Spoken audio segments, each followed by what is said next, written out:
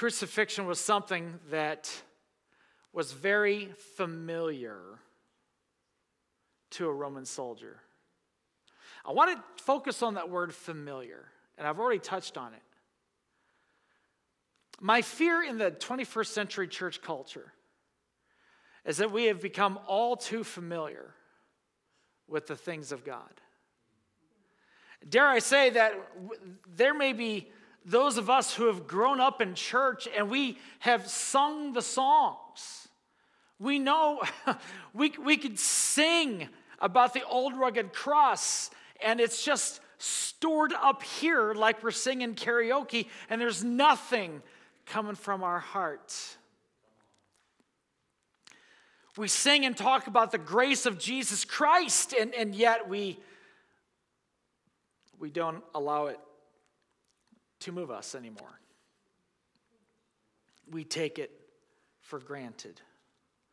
Sometimes we have that in life, don't we? We have those things that this is so incredible. And then the more familiar you become with it, the less of a special thing it is to you. My son yesterday brought me this cookie. It was a s'more cookie.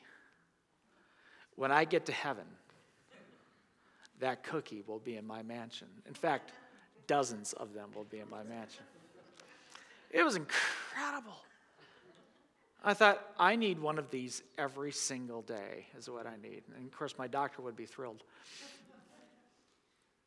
But I know after 60 days of eating these cookies every single day, I'm joking, by the way, but the more and more I eat that special food, the less excited I am about it. How many of you know, you had that, you kind of go in these phases, right?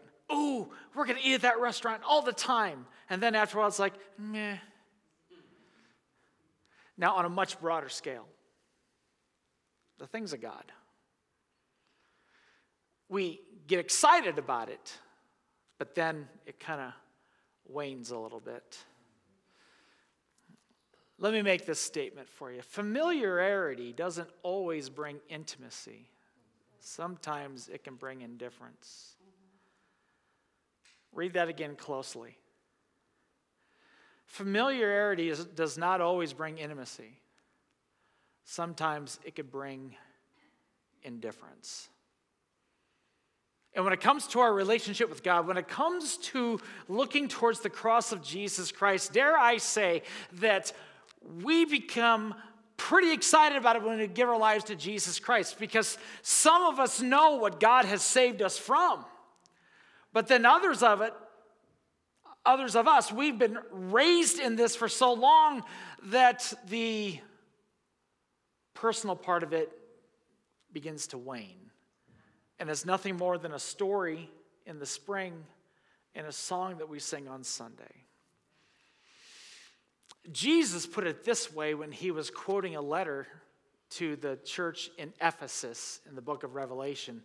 He said, You've patiently suffered from me without quitting, but I have this complaint against you. You don't love me or each other as you did at first. The King James says that you have forsaken your first love.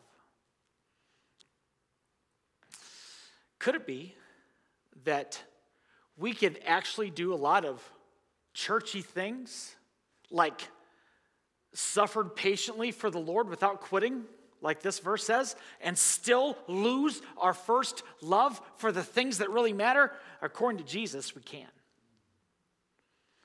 And that's what's so incredible about this dice game, is that as the most incredible thing to happen in all of history is taking place, you have a group of men that are rolling dice, gambling for Jesus' clothing. Familiarity, a familiar action. Has church become a familiar action for you? Has Jesus become just a familiar catchphrase for you? I think Jesus wants to speak to the church and says, look again to the cross, if you will. Look to the cross. Don't be so occupied by other things. And don't be so familiar with the church scene and your work scene and your personal life and all this other stuff that you fail to look to the one who's hanging on the cross and dying for your sins.